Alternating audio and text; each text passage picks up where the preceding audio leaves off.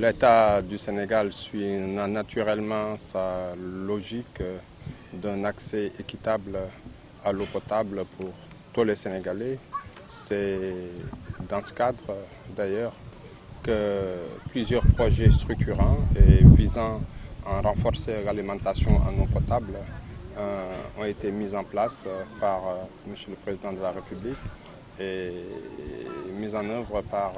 la SONES à travers le ministère de l'Hydraulique et de l'Assainissement. Aujourd'hui, à l'image de ce qui se fait dans pas mal de localités du Sénégal, Dakar et pas mal de grandes villes, nous sommes dans la région de Saint-Louis, exactement dans le département de Saint-Louis, où après avoir renforcé l'alimentation en eau de la commune, aujourd'hui nous nous sommes attelés à celui du département. Du département principalement constitué des zones très déficitaires, comme vous le connaissez, notamment ici à Gandiol, mais Gandiol qui puise sa source depuis le dispositif de Ndioksal et qui alimente en passant Pal, Fass, Raou, Gandiol et toutes les localités autour de Gandiol et de Gandon. Et l'État avait investi à peu près 2,5 milliards de francs CFA pour renforcer le dispositif de production et de distribution de cette localité à travers la construction d'un château d'eau là-bas à Ndioksal, la construction également de nouveaux forages ainsi que de leurs équipements, mais surtout ce qui est inédit ici, c'est la pose d'une conduite exclusivement dédiée aux différentes cités religieuses qui sont sur ce tronçon et qui sont des cités où les besoins en eau sont assez importants, notamment Pal, où au-delà du fait qu'elle soit du moins une cité religieuse, abrite 2 marchés hebdomadaires par semaine. Comme vous l'entrevoyez, une très forte demande en eau, tels que Fass, quelques Gandon, quelques Raou. Et la conduite qui alimentait initialement ces localités et celle de Gandiol sera exclusivement dédiée à cette dernière. Et c'est ce qui nous permettra aujourd'hui d'avoir un meilleur accès à l'eau. Et aujourd'hui, nous sommes venus pour nous enquérir de l'état d'avancement des travaux. Comme vous l'avez constaté, le travail, nous en sommes à près de un peu moins de 50% ou même 50%. Le château d'eau de Ndioksal est presque en état d'achèvement, ou en tout cas pour la cuve, nous en sommes au lever. La conduite de 250 qui en est la colonne vertébrale, surtout pour les localités comme Gandiol, est quasiment posée pour l'essentiel. Et nous pensons que les 25% restants le seront dans les jours à venir. Et les travaux également qui doivent venir après sont en cours de préparation par l'entreprise en relation avec notre partenaire de tous les jours, la Sénégalaise Réseau. Il y a, comme je le dis, plus d'une centaine de kilomètres de réseau qu'il faut poser et forcément il y a des contraintes, des obstacles surtout, des cantines, optimiser le tracé. Il y a aussi quelques contraintes qu'on avait avec Ageroute qui avait également un projet d'extension de ces infrastructures routières. Donc c'est des optimisations et des compromis à trouver par-ci, par-là. Mais nous sommes toujours dans notre planning et le rythme va également être accéléré et l'entreprise a été instruite également dans ce sens. Et c'est heureux aussi de noter l'engagement de l'ASD à nos côtés afin que ces travaux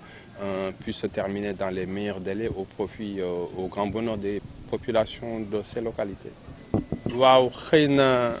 liñ ci mën a wax rek lu gàtt mooy xam ngeen gouvernement wu Sénégal dafa am politique gu muy naan ñëpp dañu war a tolloole ñëpp am droit ci accès à l'eau mooy équité accès à l'eau ci loolu gouvernement bi tamit tënk ay programme yu yaatu ni mu ko defee Dakaru defee ko ci yeneen gox yu mag yëpp pour que li nga xam ni moom le président di naan un Sénégal pour tous ñu wax tamit ñun tamit ñu mën si doxal bay suñu waar ni de l'eau également pour tous si boobu fànn si la ñu ñëwee fii si département wu Ndar bi nga xamee ni daanaka indi nañu ay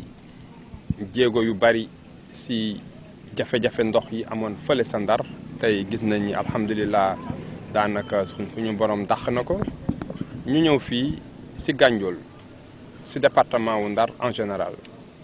mu am si gox bu xaw a buñ si gën a ràññee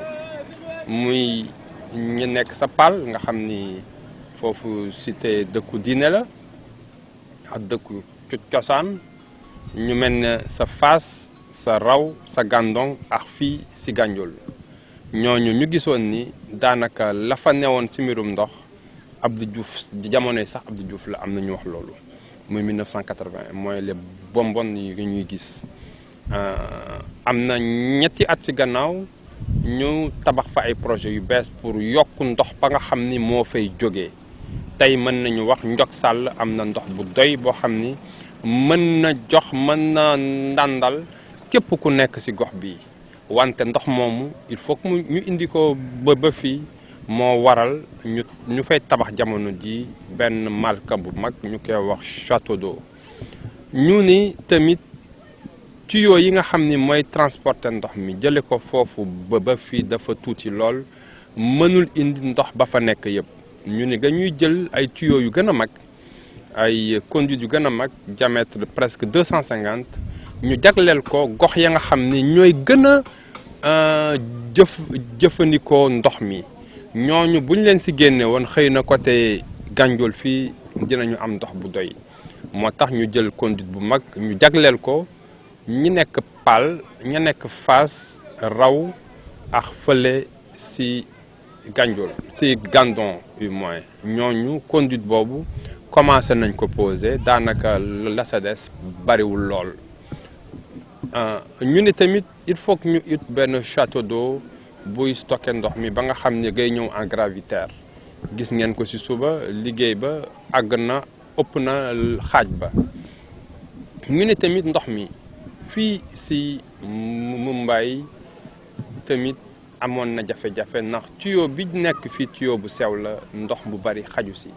ñu ni il faut que ñu yaatal ko def fi tuyau bu mag tuyau bi posé nañ ko ci juróom-ñett kilomètres daanaka liggéey bi yëpp àgg na def nañu essai yi pour xool ndax amul fenn fuy senn léegi dinañu ko raxas def ci ñu javeliser ko def ci lépp loo xam ni moom la ku ñu ay charte santaane pour que nit ñi mën koo jëfandikoo mën koo naan liggéey boobu joxe nañu instruction entreprise bi ak suñu techniciens yi pour que fii ak weer mu mën a antu nit ñi mën ci gis seen bopp ñu ni tamit il faut que ñu yóbbu ndox mi fépp foo xam ni àggu fa woon wala sa dëkk yoo xamee ni ay robinet mbedd dafa amoon moo waraloon bonbon yi ngeen di gis nga xam ni depuis 1980 la ñu ni il faut que ñu dugal ndox mi foofu mu gën fa baawaan wante tamit kër yi mën a am ndox moo tax ñu ni dañuy def lu ëpp téeméer ak ñeent fukk kilomètres ci réseau pour que lu toll ci téeméer ak ñaar fukk ak juróom ci village yoo xam ni mën a amaale ndox wala ñu mën a renforcer wàlle seen ndox liggéey boobu commencé na tamit loolu lépp ci projet bi la mu nekk projet bu yaatu gouvernement bi ci ndimbalu banque mondiale def ci ñaari milliards ak genn wàll ci suñu xaalis ñu dénk ko tamit ay entreprise u dëkk bi pour que ñu mën koo doxal te li ñu gis ci suba buñ ko méngaloo ak la nga xam ni biñ fiy jógee mois de septembre bi passé gis nañ ni am nañu jéego yu rëy yoo xam ni def nañ ko wante wax nañ leen nga ñu gën a baral seen loxo ndax askan wi tamit soxla nañu ndox bi nga xam ni moom la ñuy séntu ci liggéey bi ñuy def donc loolu yaakaar naa ni techniciens yi dégg nañ ko bu baax a baax wante tamit ñu koy def tamit di anticiper ak tàngaay bi di ñëw ndaxte tàngaay bi ren gëm nañ ni dina xaw a précoce li tubaab bi di wax précoce donc dans une démarche d'anticipation pour que balay tàngaay bi di ñëw tamit nit ñi mën a am ndox bu doy surtout ndox bu sell na nga xamee ni moom la ñu ko santaane ci norme OMS yi pour que askan wi yëpp mën ci am